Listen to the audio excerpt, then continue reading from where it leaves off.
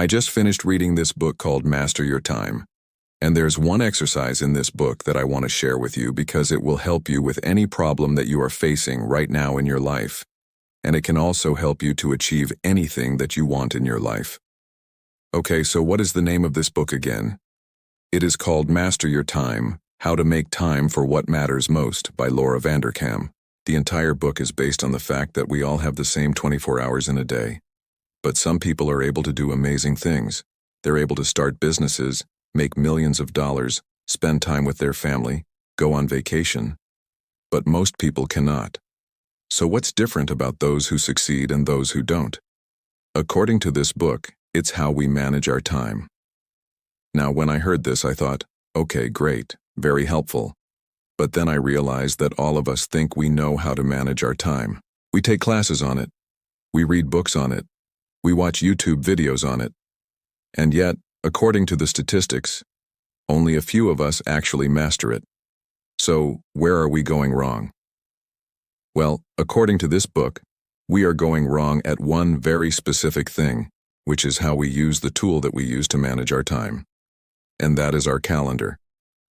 So this book teaches you how to use your calendar effectively so that you can become a master of your time and therefore be able to achieve anything that you want in your life. Okay, so let me share with you an exercise from this book that will help you with any problem that you are facing right now. This exercise is called, Where Does Your Time Actually Go? And the whole point of this exercise is to realize how we waste our time without even realizing it. We don't really know how we waste our time. We just know that we are wasting it. The way you are going to do this exercise is by tracking how you spend your time for 2 weeks.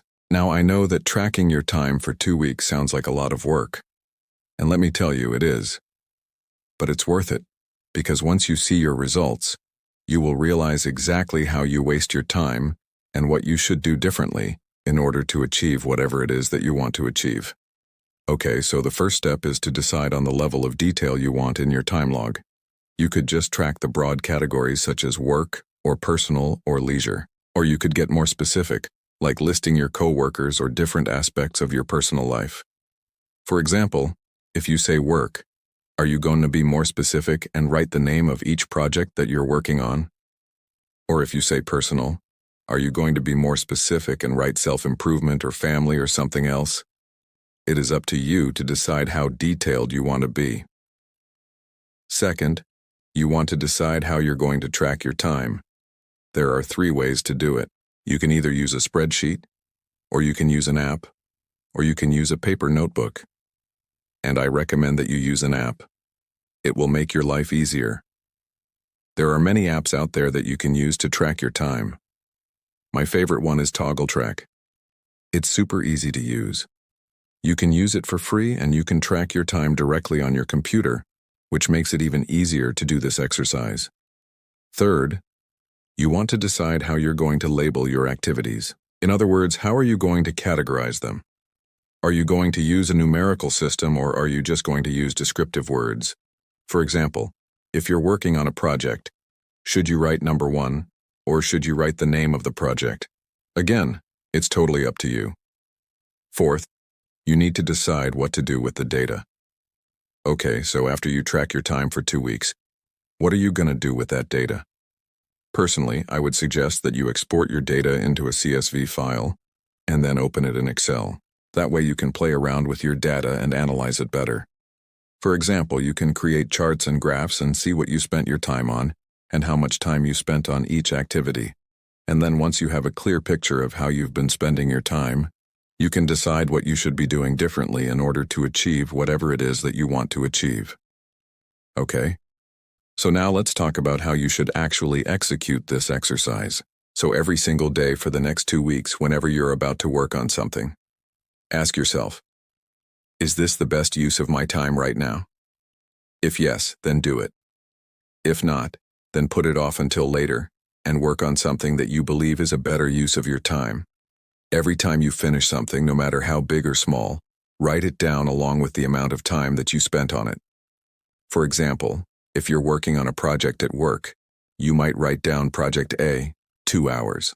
If you're taking care of an urgent issue, you might write that down, urgent issue, 1 hour. Or if you're spending time with your family, you might write family, 1 hour. Then at the end of the day, add up all the time you spent on each activity and write that down as well. For example, at the end of the day you might have something like this. Project A, 2 hours. Urgent issue, 1 hour. Family, 1 hour. Total time worked, 4 hours. And I know that writing this stuff down is going to take you between 5 to 10 minutes at the end of every single day. And trust me, it's going to be worth it. Because at the end of the 2 weeks, you're going to have a very clear idea of where your time actually goes. And then you can pinpoint the exact areas where you wasted your time and what you need to change in order to achieve anything that you want in your life. And speaking of achieving anything that you want in your life, if you want to learn a new skill, you can use this time tracker to track how you spend your time learning that new skill. Let's say you want to learn how to play the guitar. You can use this time tracker to track how much time you spend practicing every single day.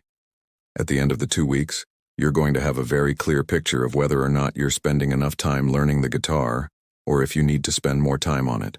Another thing you can do with this time tracker is to track how you spend your time when you're trying to improve your health. Let's say you want to lose weight. You can use this time tracker to track how much time you spend exercising every single day. Or let's say you want to improve your diet.